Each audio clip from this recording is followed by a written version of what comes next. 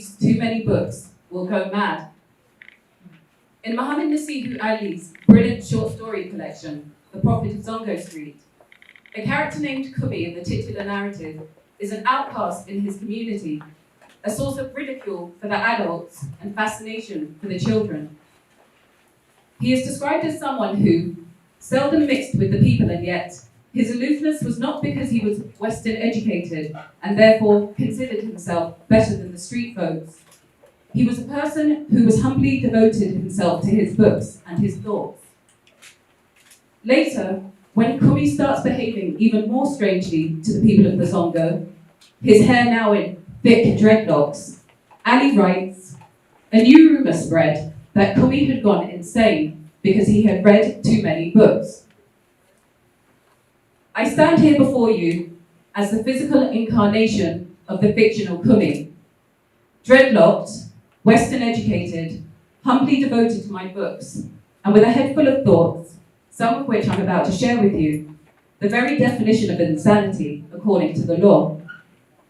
I stand here before you, an outsider of sorts, and a wanderer in the fullest sense, proud to be considered utterly crazy, and by virtue of this madness, a citizen not just of the Republic of Ghana, but of the People's Republic of Books. As a national of the People's Republic of Books, otherwise known as the PRB, borders do not exist. What's more, I do not need to have the means to afford the fare to take me from one city to another, one country to another, one continent to another, one planet to another. My class does not matter. Neither does my educational background or my race. My religion or my physical ability or disability are no barrier to my entry. I'm able to know peoples and cultures I wouldn't otherwise encounter, and the extent of my imagination expands beyond measure. In short, in the PRB, books are an equalizing force. They confer status on aliens. More importantly, in the PRB, my citizenship cannot be revoked. In today's world of ironclad borders and deepening inequality, to be a wanderer in the physical sense is the privilege of the few. But to be a reader is to be a wanderer in the spiritual sense. For those without the means or the permissions to travel, books are the equivalent of rocket fuel, propelling the reader on a transcendent journey through space, time, and alternative realities, and blowing the imagination wide open. They are a great disruptor and a tool for subversion, first in the world of the intellect, then in the material world. So how did I become a citizen of this glorious republic? In 2009, I travelled from my hometown London to the Danish capital Copenhagen to attend COP15, the United Nations Climate Change Conference. Gathered under the cavernous roof of the Bella Exhibition and Conference Centre were thousands of activists, journalists and photographers watching as politicians desperately tried to save the planet with an 11-hour deal. My friend and I, who were at COP as reporters for our fledgling online news magazine, spent a week at the summit discovering that to be black and green was something of an anomaly. So we filled our days in conference sessions, learning about the gravity of rising CO2 emissions and global governments' inaction on reducing them, and spent our nights out wandering through the city, trying to get hold of a place neither of us knew. It was December, and we found ourselves in the depths of an unforgiving Scandinavian winter, ice cold and pitch black, but surrounded by a warmth that can only be described as spiritual. As we stood beside one of the lakes that run through the city centre, I was suddenly overwhelmed by a desire to become part of this place. It had captivated me, mentally and emotionally. I decided there and then that I would leave the UK and make Denmark my new home.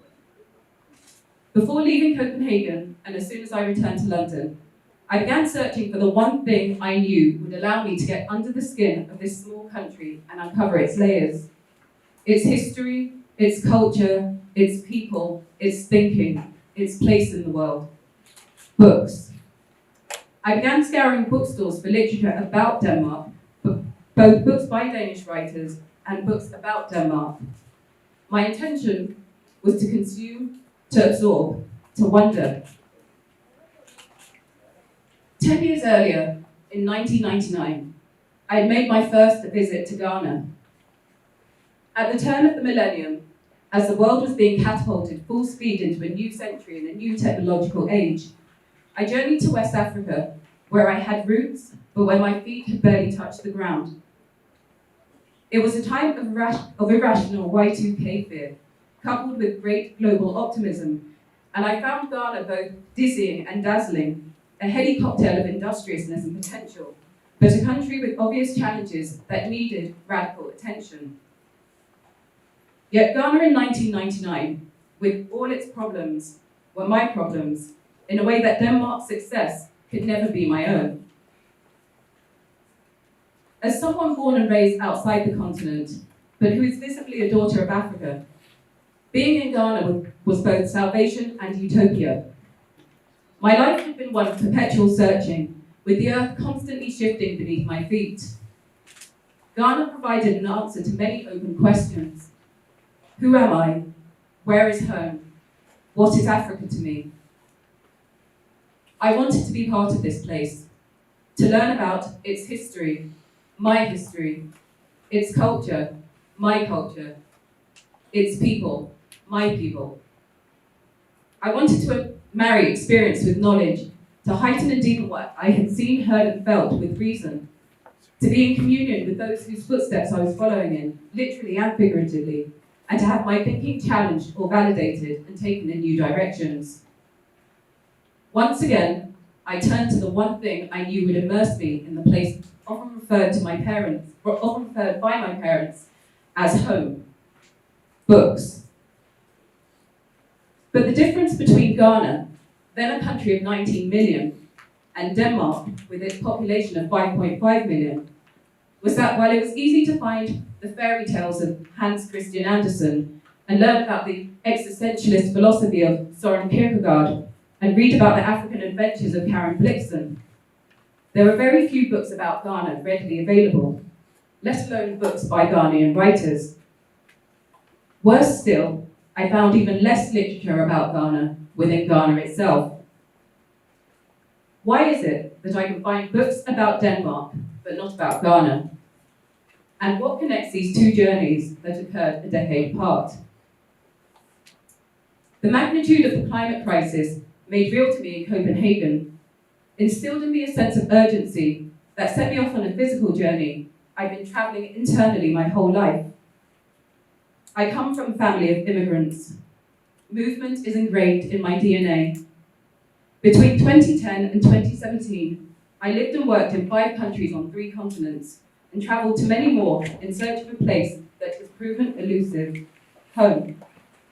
But in Denmark, I became a citizen of Europe. In Ghana, I became a citizen of Africa. In reading, I became a citizen of the world. But how could I feel closer to a significant part of that world when the books were not available to take me there? Much of my wandering is done not in different countries of the world, but in various bookstores in my city, which is effectively the same thing. One spring afternoon, I was strolling through a multi-storey bookstore in Nottingham in central England, when I ended up, as I usually do, in the non-fiction section on one of the upper floors. Reflective of Western thinking about their place in the world, the history section was divided into geographical regions, with 2 notable exceptions that had shelves of their own. I remember there being America, Britain, Europe, Asia, the Middle East, and Africa. When I eventually got over the arrogance implicit in the arrangement, I proceeded to scan the shelves to see just what warranted these 2 countries to be treated so separately from everyone else. A quick survey of each section revealed the following. The overwhelming majority of books about America were written by Americans. The overwhelming majority of books about Europe were authored by Europeans. Approximately half of the books about Asia were written by Asians. The same can be said for the Middle East section. And what do you think the Africa section was made up of? With the exception of a few autobiographies by global icons like Nelson Mandela and Archbishop Desmond Tutu, the overwhelming majority of books about Africa were written by non-Africans. Outraged though I was, my experience is that this disparity is typical of mainstream literature made available in the West. Why are there hardly any books about Africa written by Africans easily available?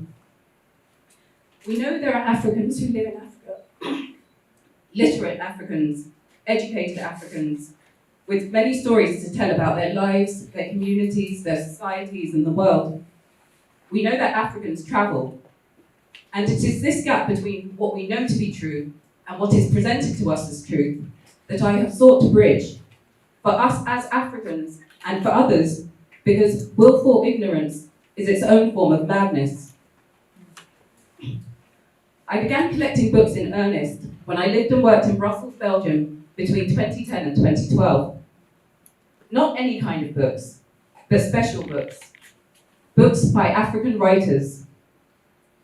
I decided to collect them to prove that we exist, to show them, to preserve them, to restore them to history.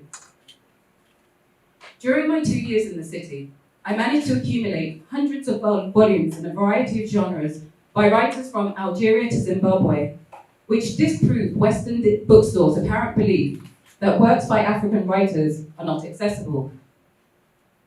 With dogged determination, I was able to find that there were in fact books about Ghana and by Ghanaian writers, even if there weren't as many as I would have liked. My house became a shrine to books. In it, I created those shelves that were missing from the bookshop. My house became home, and I became Kumi. What is this strange illness, peculiar to reading, that would drive a person crazy? What are people so afraid of? Knowledge and imagination. That the reader will be out of her mind with ideas and possibilities that don't exist to the non-reader.